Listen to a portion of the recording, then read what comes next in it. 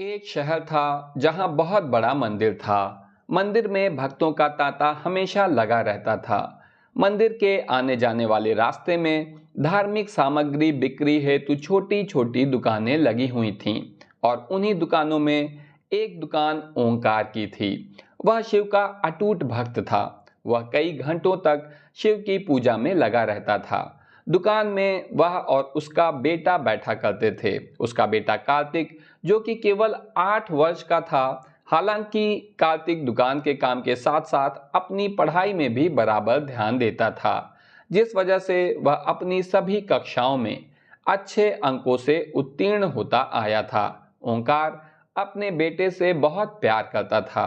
ओंकार की पत्नी कार्तिक को जन्म देते ही दुनिया छोड़ चुकी थी। बचपन से कार्तिक को ओंकार ने माँ और बाप दोनों का प्यार दिया था।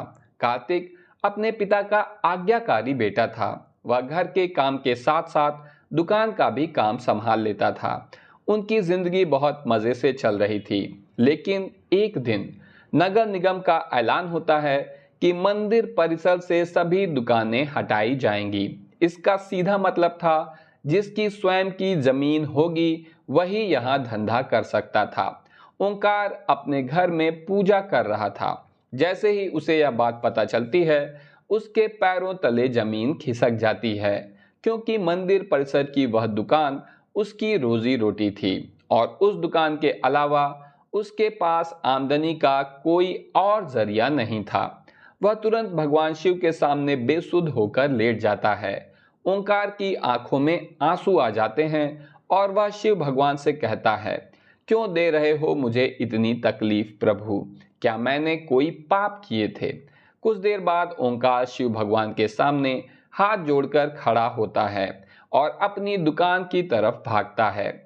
सभी दुकानदारों को दुकान से सामान खाली करने के लिए एक दिन का समय दिया जाता है, जिसके लिए लाउड स्पीकर से लगातार सारे मंदिर परिसर में सरकारी ऐलान होता रहता है। सरकार के इस फैसले का सभी विरोध कर रहे होते हैं, लेकिन मंदिर में भक्तों की संख्या बढ़ने की वजह से रोड का चौड़ीकरण करना अनिवार्य था। हालांकि प्रशासन ने मंदिर से थोड़ा दूर एक सरकारी जमीन में दुकानें बनाने की इजाजत दे दी थी, लेकिन उन जमीनों को लीज पर लिया जाना था और लीज की रकम लगभग जमीन की कीमत के बराबर ही पहुंच रही थी, जो कि ओंकार की पहुंच से बाहर थी। ओंकार दुकान के अलावा कुछ और काम नहीं कर सकता था, इसलिए वह लीज पर जमीन लेने के लिए आवेदन भर देता है और 2 ही दिनों के अंदर उसे 35% राशि जमा करवाने का नोटिस मिलता है। उसने कई सालों से दुकान से पैसे कमाकर जोड़े थे, इसलिए उसके पास लगभग आधी राशि तो उपलब्ध थी। इसलिए वह 2 दिन के अंदर 35% रकम जमा करवा देता है और बाकी का बचा हुआ 15 दिनों के अंदर जमा करवाने का समय दिया जाता है। ओंकार अपने बेटे से कहता है कि बेटा, हमें ये जमीन कुछ भी करके लेना होगा।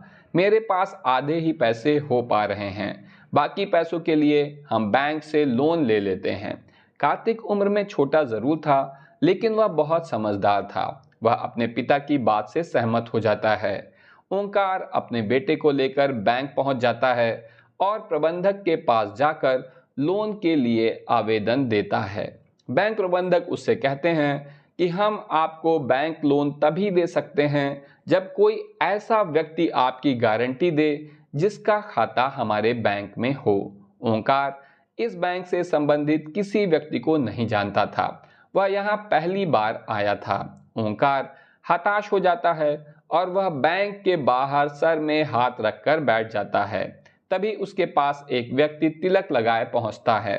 वह कार्तिक को एक चॉकलेट देता है और पूछता है ओंकार से कि क्या बात है, आप परेशान लग रहे हैं। ओंकार अपनी समस्या उसके सामने रख देता है। तभी वह व्यक्ति कहता है, बस इतनी सी बात, चलिए मैं आपकी गारंटी देता हूँ, मेरा भी खाता इसी बैंक में है। यह बात सुनते ही ओंकार के चेहरे में चमक आ जाती है। वह जल्दी से अपने कागज लेकर बैंक के अंदर दोबारा चल देता है।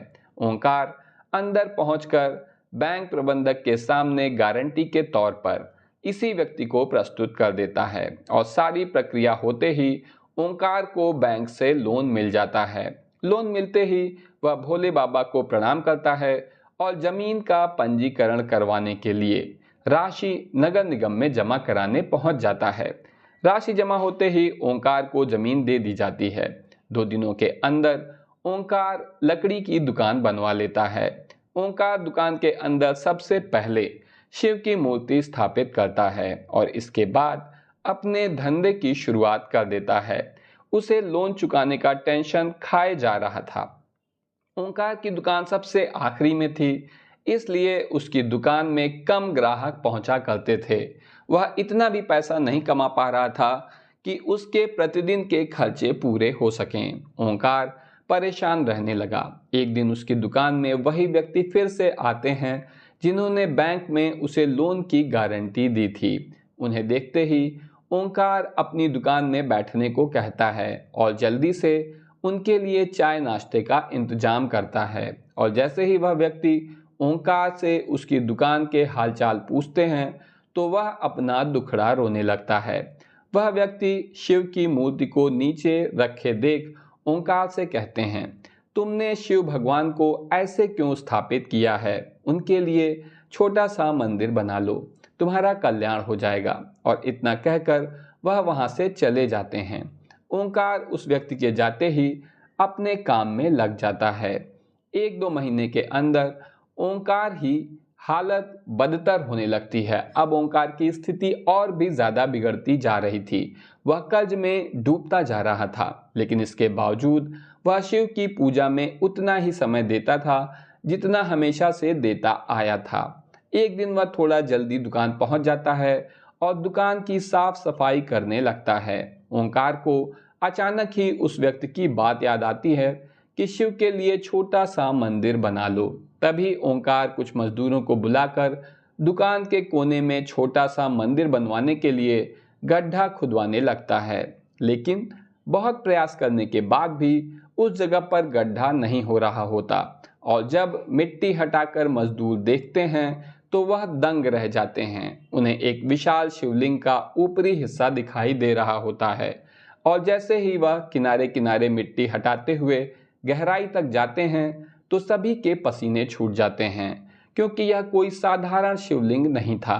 उसका आकार बहुत विशाल था और इसका पत्थर फौलाद से भी मजबूत था। शिवलिंग निकलते ही दुकान के चारों तरफ से हजारों लोगों की भीड़ जमा हो जाती है। दूर दूर से लोग वहां शिवलिंग देखने पहुंच जाते हैं। शिव की इतनी बड़ी मूर्ति जमीन के अंदर से निकलते ही खनिज विभाग के लोग उसे जब्त कर लेते हैं। शिवलिंग को मंदिर की संपत्ति मानकर मंदिर में स्थापित कर दिया जाता है, लेकिन मूर्ति निकलने की वजह से ओंकार की दुकान की कीमत आसमान छूने लगती है। सभी ग्राहक उसी दुकान से सामान लेने के लिए लाइन लगाने लगते हैं। दरअसल लोग उस जमीन को शिव जन्मभूमि का अंश समझने लगे थे।